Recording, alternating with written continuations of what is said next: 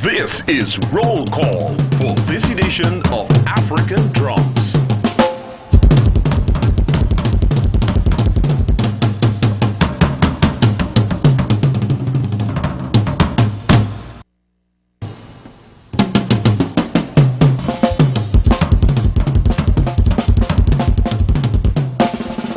The African drums are sounding. Good evening. Welcome to this week's edition of African Drums, the television organ of the Cuffy 250 Committee, an organization dedicated to the empowerment of the African Guyanese community through education and the encouragement of self-activity. I am Elsie and I will be your host for this evening's program.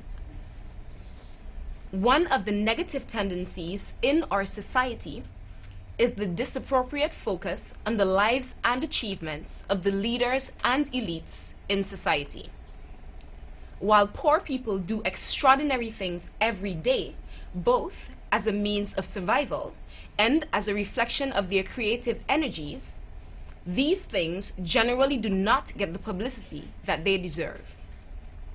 Cuffy 250 sees this as an issue that needs to be frontally addressed.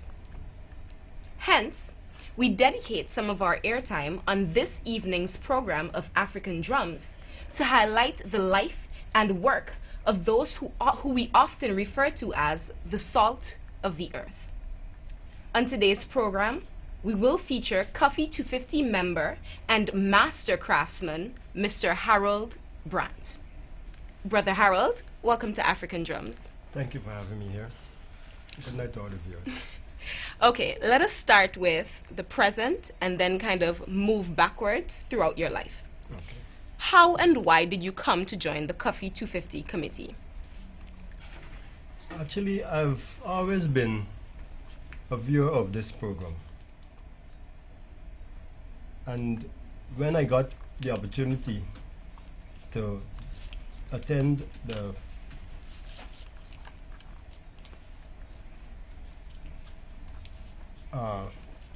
program at the NAMSTEL on the 6th of July, and after hearing of the revitalization program, I knew that with my kind of a skill, it was actually the place for me to be in order to get the best out of it. Okay. So you spoke a little about your skill there, your type of skill. Can you tell us what kind of craft do you specialize in? Well, it's a wide variety of craft. Top of the line would be macrame. It actually is one of the first areas of craft that I really got into, and I speak of that in terms of getting into craft as a part of making a living, because it took me some time to realize that I've been doing craft ever since I was small, because using a coconut, a warrow seed to make a marble, making a scooter, making a go-kart, they're all craft items. Okay. But then in terms of doing craft as a means of livelihood, well, that is it's just another thing. Okay. Can you tell us what macrame is? I'm sure the viewers would love to know. Macrame is an art of using nuts with a cord and making lots of creative items into hanging baskets, and the most common would be hanging baskets. Okay, so how did you become interested in this specific type of craft as opposed to any other type of craft work? In 1980, when I left the Guyanese Defense Force after serving for a little over 3 years, it was just a decision that I made that I had enough of building my muscles, building my mind, and the kind of a thing, and that I should use that kind of a courage and so on to come out and make a living. And so I got into the area of trading and realized very early that I wasn't quite prepared for it. And there came the opportunity that was given to me by a friend who said he had just been introduced to craft, and he went up to this stage and he could not go further. It just happened that I tried what he had stopped off, with, and in a very short while, with the guidance of God, of course, and I came out with successful with the very item, and that is what gave me the encouragement. Because remember, I was seeking for an area where I can earn in order to make a living, and that was what caused me to be interested. And after then, it's just history. Okay, and getting into the area of macrame, did you get any formal training? Where training is concerned, it's a mixture. Okay. A lot of creativity came into it, because the item that I first completed, it was kind of difficult. Maybe I didn't find it difficult, but very difficult for others. And it gave me the kind of encouragement. And with the courage that I had after leaving the army, and creativity had always had to be a part of me. So that's what I used, and I went ahead. And then there were times when there were periods when I got an opportunity in the early 80s, in the 81 rather. There's when there's this the Barnum drive of introducing more and more craft in all the regions, making craft officers for each region and so on. And there was a course run at the Iflat Community Center, and it consisted of 77 persons, 11 persons from 7 villages ranging from the Lamb to Iflat. And after going through that, it just encouraged me more. Okay, so... And apart from that, I taught craft for a while and did other courses. Of course, whenever I got an opportunity and I find interested persons around, I would always hold them together and do something with them, teach them something. Okay. So tell us a little bit more about yourself. Where were you born, about your family life, and how did this influence you and becoming a craftsman? I was born at Iflat on the west coast of Demerara. I am not sure if being born at Iflat is what really influenced me towards being a craftsman. The thing is, as I said, I've been doing craft before, and the opportunity to do craft as a means of living, I think that was great influence. So in terms of coming from Iflat, and that didn't really matter much. Okay. But it's the interest that I built when I really got into it. Okay. Well, separate and apart from your craft, tell us about what it was like for you growing up. What were your interests? What things you did? Well, as I said, I was involved in craft in terms of making scooter, making book. The ordinary, and at least at that time I saw it as a means of growing up. Yeah. And growing up, I guess you used to play dolly house and the kind of thing, and you made dolly dresses and so on, right? Sometimes, so sometimes. Yeah. So as a means of growing up, I did just the usual things that any normal child would do. Yeah, would do. Yeah. Okay. Who are some of the influences on your life as an individual, your values, and who are some of the influences, aside from your creativity and this friend that came out of the craft business, who are some of the other influences on your craft, if any? I think my greatest influence was Miss Olga Britton in terms of craft, because when I started doing craft, I used to go house to house selling, village to village and all. And one day when I went into the Ministry of Co-op in Camp Street at that time, I saw a guy by the name of Mr. Green, and he said that he actually explained it well. He admired the type of craft that I have, and he encouraged me to go up to Miss Britton. She might have something of interest to encourage me with. And so when I went up to Miss Britton, she also showed her admiration for the crafts and the variety Of course, there was a small variety at the time. And she gave me this offer. She said, look, young man, there'll be an exhibition coming up in 9 days at the Sophia Exhibition Center. And I can offer you a booth. This booth will be 10 feet by 10 feet and 10 feet high. I can offer you one of these booths if you can fill it. If you know you cannot fill this booth, do not accept it. So even if you get the assistance of others in order to fill the booth, but the booth must be filled. And they encouraged me after having just left the army. All I could have said was, yes, I'll do it.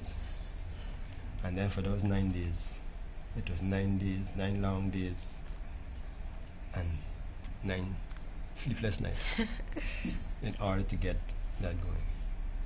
And that really did a lot for me, because when the exhibition was opened that afternoon, it was the 16th of July, 1980.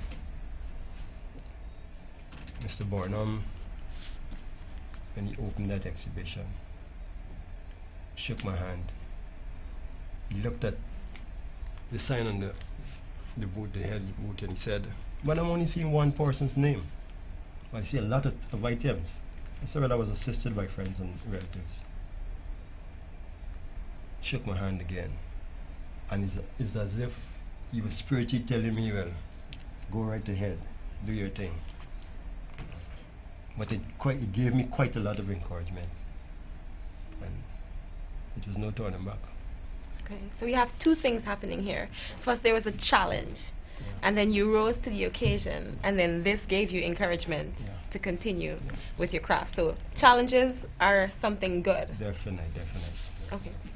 For those of you who are just joining us, this is African Drums, the television organ of the Cuffy 250 Committee, an organization dedicated to the empowerment of the African Guyanese community through education and the encouragement of self-activity. Our theme for this evening's program is creative forces within the African Guyanese community, and we are discussing the life and craft of Harold Brandt. In the introduction, I mentioned that you are also a part of the Cuffy 250 Committee, and you told us how you joined. Tell us about some of the work that you've been doing with this committee. The Cuffy 250 Committee, I joined, it was just about 4 months ago. And I've worked on 3 programs during craft. One was the Emancipation Camp at Santown. That was during August. Then I'm presently on a camp at Bagotville. Also, I'm working with a group, a youthful group at Melanie. And those were 3 different experiences actually. Well, I hadn't much time to do work with the youths at Stanley Town. I was able to work with some adults because when I came in, the camp was already planned. Okay. So when I was invited there, the persons who were available were the adults there, including the headmistresses and youth teachers and interested persons from the community. So I did some work with them. There was one youth who was kind of close to me. He liked the macrame thing. So every time he got an opportunity, he always came across, because when he was at school, he always came across. And there's the Bagotville experience, where I'm working directly with the youths. The only thing is that the kind of support that was given at Stanley Town was not experienced at Bagotville. Okay. But the youths are quite interesting. I just needed more time with them. And then there's a success story at Melanie. I'm working with a group of youths at Melanie. We're already producing these net bags. They're already selling it. They already had an opportunity to attend an exhibition, and that's on their own. I only prepared them. Yeah. but they represented themselves there. And that was the Producers Day held by the Bonnie Foundation Okay. a few Saturdays ago. And we're presently preparing to have a market day. Actually, they were quite encouraged after attending this exhibition. And so, they're eager to have another exhibition. So the market day that we're planning is just something to, as a step up towards this exhibition. To give them some more encouragement and so on, because they're youths, they just started it, and they would need a lot of things to happen in order to encourage them towards that. Okay. When is the market day, so that our viewers can come and see the kind of work that these young people have been doing? Our first market day would be on Saturday, 22nd of November. Where exactly will it be? Give the viewers some direction so that they can come to the market day. Now, this market day would be held right on the Melanie Road front, under the big tree. Okay, so you hear that, viewers? It's on Saturday the 22nd of November, and it's in Melanie. On Melanie Road side, under the big tree. So please make special effort to go and see the craft work that these young people have been producing. Not only to see, but to support. Okay, and to support as well. Correct. So, in your craft classes, I know you said that you've been getting young people. Is it mostly young people? And are these young people mostly male or female? What type of demographics do you have in your craft class? To speak of my whole life of craft, Yeah. I worked with older people, and in that case it would be mainly women. Okay. I worked with young people. There are a few guys around who taught craft. Some of them, as a part-time activity, they still do make money out of craft, even though they're involved in other things. But children, most of all. As I said, I taught craft at Buxton Community High School. At that school, I built a craft department. And during that period of time, I attended a one-year workshop with Miss Olga Britton again. And that the workshop is what tested the curriculum guide for craft in all community high schools. Wow, that is excellent. Yeah, so in terms of children, it's a lot of children, a lot of youths. Okay. And how do you see these craft classes as impacting village revitalization? Because that is one of the main focuses of the Cuffy 250 committee. As can be seen in the Melanie situation, where youths are involved, they already see what it is to do, to use their hands, use their creativity, and make money. Yes. So more or less that says it all. Yes. We always knew craft as a part-time or pastime activity. Yes. When you hear somebody say, I used to do craft, you know, and that's about it. Oh, I used to do this and I used to do that. Boy, you don't, you usually lose. But in this case, I'm speaking of craft as an industrial activity. Yes. And that is exactly what my involvement is supposed to bring forth. Craft as an industry. And having an industry in a community is always the greatest means of revitalization. Okay. So in essence, you're teaching the young people to use their hands as a means of employment. That's true. They don't have to sit around and wait on somebody to offer them a job. No. They have the tools that they need to get what they want in life. Definitely. Okay. You are big on the linkage between craft and economics, and I guess that is exactly why. And can you kind of encourage the viewers to get into their craft as a means of getting economically stable? That is why I'm happy to be on such a program. Because now that I'm highlighting what is happening in Melanie, I'm trusting that viewers all over this country would come to realize that craft is not just part-time, a part-time activity. It's an industrial activity. So having craft as a skill in your hands is always the way to go. Okay. Well, viewers, there you've had it. Brother Harold Brandt has shared his life, his work with Cuffy 250, and his experience as a craftsman with us. And I've learned definitely, that craft is not only entertainment, a part-time job, but it is a means of getting yourself up and about getting the things that we need. In Guyana, there is already an issue with employment, and craft is a great employment opportunity for young people and older people alike. It's an opportunity to use your hands and things that are readily available to you to give yourself that employment that you need, that financial security and stability. Thank you, Brother Harold, for talking to us and for being on African Drums. We hope that you come again. Thank you for being here. It's a pleasure. Okay.